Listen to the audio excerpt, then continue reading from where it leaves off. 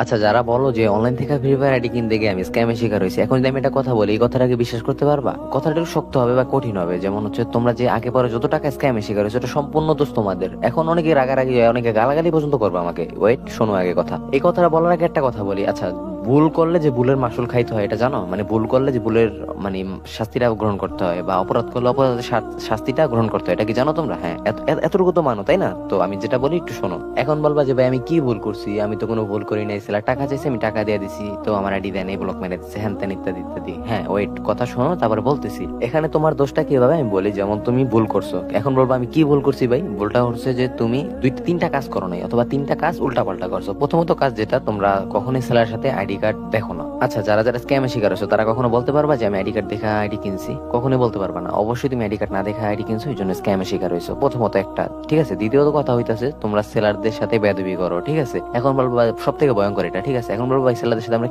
কি ধরনের মানে বেয়াদবি করলাম আবার? তোমরা আইডি কিনবা পরে আইসে বলো আইডি কার্ড দেন, ট্রেড লাইসেন্স দেন, এটা ওইটা। এখন বলবা ট্রেড লাইসেন্সটা কি, একটু ওয়েট বলতেছি। সো নিবা পরে আইসা এখনই বলো যেটা দেন এটা দেন, ঠিক আছে। এইসব ভুলটা কখনোই করবে না। তুমি যখন নিবা তখন সেলার সাথে এরকম বলবা, ঠিক আছে। আবার অনেকে বলো যে ভাই এটা দেন ওইটা দেন, মানে অনেক টর্চার করো। আবার বলো যে একটু পরে নিবো, এই কথা বলে আবার ঘুরাও, হ্যান তেন। এটি করবা না কখনো, ঠিক আছে। ধরো তুমি একজন সেলার, আমি একজন কাস্টমার, হ্যাঁ। এখন যদি তোমার কাছ থেকে আমি আইডি কিনতে গিয়ে তোমার সাথে বেদবি করি, তোমার ঘুরাই, তোমার কাছে কি খারাপ লাগবে না? অবশ্যই খারাপ লাগবে। তখন কি তুমি আমার ক্ষতি করতেও পারো, ঠিক আছে, স্বাভাবিক এটা, ঠিক আছে। যেহেতু মানুষের মন পৃথিবীতে সবচেয়ে ভয়ঙ্কর হচ্ছে মানুষ, মানুষের উপরে কোনো কিছু ভয়ঙ্কর নাই। মানুষ যেমন পৃথিবীতে সব থেকে ভয়ঙ্কর এবং সব থেকে ভালো কিন্তু মানুষ, ঠিক আছে। মানুষ সব থেকে খারাপ, আবার মানুষই সব থেকে ভালো, ঠিক আছে। সো সেলারদের সাথে অবশ্যই ভালো ব্যবহার করবা। সো যেহেতু ট্রেড লাইসেন্সের কথা বলছি, ট্রেড লাইসেন্সটা হচ্ছে যে একটা সেলার বা একজন ব্যবসায়ী, ট্রেড লাইসেন্স মূলত দেওয়া হয় যেমন যারা ব্যবসায়ী তাদেরকে, ঠিক আছে। ট্রেড লাইসেন্সের জন্য থানায় আবেদন করতে হয়। যখন তুমি থানায় আবেদন করবা, তখন যদি দেখে যে তোমার ব্যবসাটা একেবারে সলিড, তোমার ব্যবসার মধ্যে কোনো প্রকার স্ক্যাম, দুর্নীতি, প্রতারণা এডি নাই, তখন কিন্তু তোমাকে ট্রেড লাইসেন্সটা দেওয়া হবে, ঠিক আছে। সো একজন সেলারের কাছে ট্রেড লাইসেন্স আছে মানে সে সর্বোচ্চ নিরাপদ, ঠিক আছে। যেমন বাংলাদেশে তুমি হাতে গোনা যারা ফ্রি ফায়ার অ্যাকাউন্ট সেল করে, তাদের মধ্যে হাতে গোনা 3 থেকে 4 জনের কাছে তুমি ট্রেড লাইসেন্স পাইবা, এছাড়া কারো কাছে পাইবা না, ঠিক আছে। কারণ বেশিরভাগ স্ক্যামার, হাতে গোনা কয়েকজন রিয়েল সেলার আছে। আর তোমরা কি করো, বেদবি করে ওই ভালো সেলার গুলারে হারায় ফেলাও, ঠিক আছে, যে জন্য তোমাদের লস হয় বা স্ক্যামের শিকার হও তোমরা। সো এখন আরেকটা কথা হইতাছে যে তোমরা অনেকে বলো যে ভাই অ্যাকাউন্ট কেনার পর অ্যাকাউন্ট হ্যাক হবে কিনা। না, জিন্দিগিতেও কোনোদিন হ্যাক হবে না অ্যাকাউন্ট, ঠিক আছে। তার কারণ হইতাছে যে যে সেলারের কাছ থেকে তুমি ট্রেড লাইসেন্স দেখে আইডি কিনছো, তার মানে সে সর্বোচ্চ নিরাপত্তা হিসেবে তোমাকে কি দিবে?